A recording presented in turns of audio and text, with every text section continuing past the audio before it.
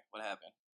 Basically, late November, Kanye West stops his whole show in Sacramento and just kind of goes on a rant about a lot of political injustices that are happening, but then also to kind of praise Donald Trump and his winning of the election and his campaign of, everything that he did.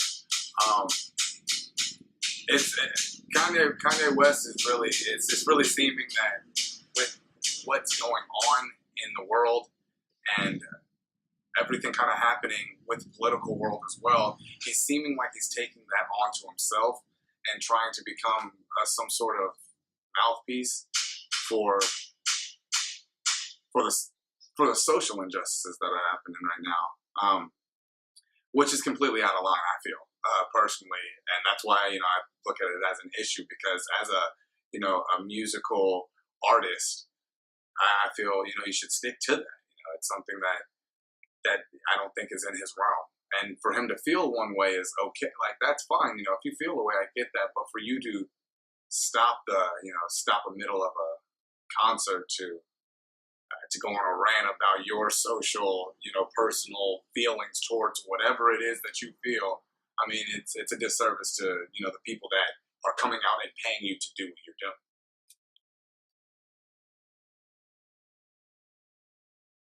Well, I think it definitely has an impact on his brand as himself.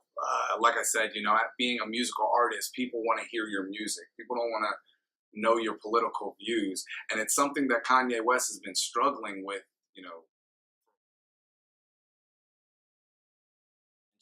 It brings attention to you.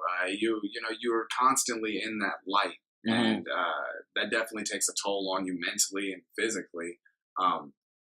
And you can see it in your music. And I feel Kanye West, in his own way, is kind of expressing that openly.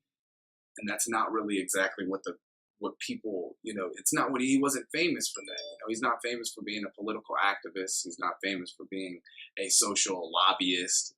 He's famous for being a musical artist. And I think in Kid Cudi's manner, he kind of expressed it through his music. And I feel like Kanye West is kind of expressing it kind of just publicly. And it's a little abrasive, and it's a little upfront. Yeah. His emotional state? Oh, yeah. I definitely think so. The Kardashians, it's a toxic family. They're so revered and so, renowned that it's almost a double negative. You got the limelight of just being famous, as Kanye West is. I mean, he's a big name.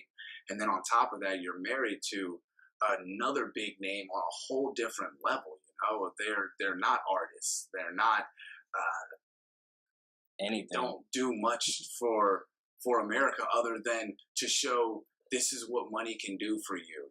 This is, and it's great for what they're doing, but at the same time, it does take a toll. You look back with Khloe Kardashian and Lamar Odom. I mean, the guy was hospitalized. He was an athlete.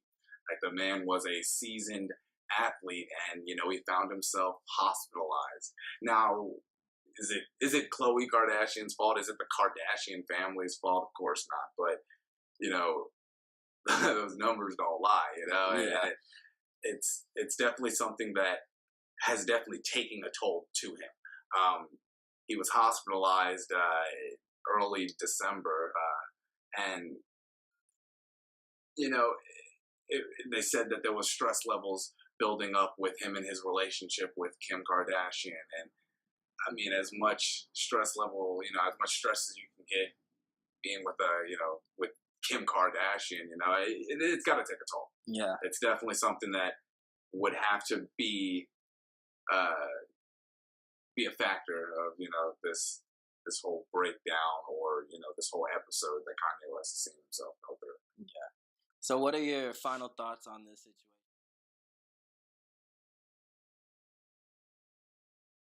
It seems that Kanye West is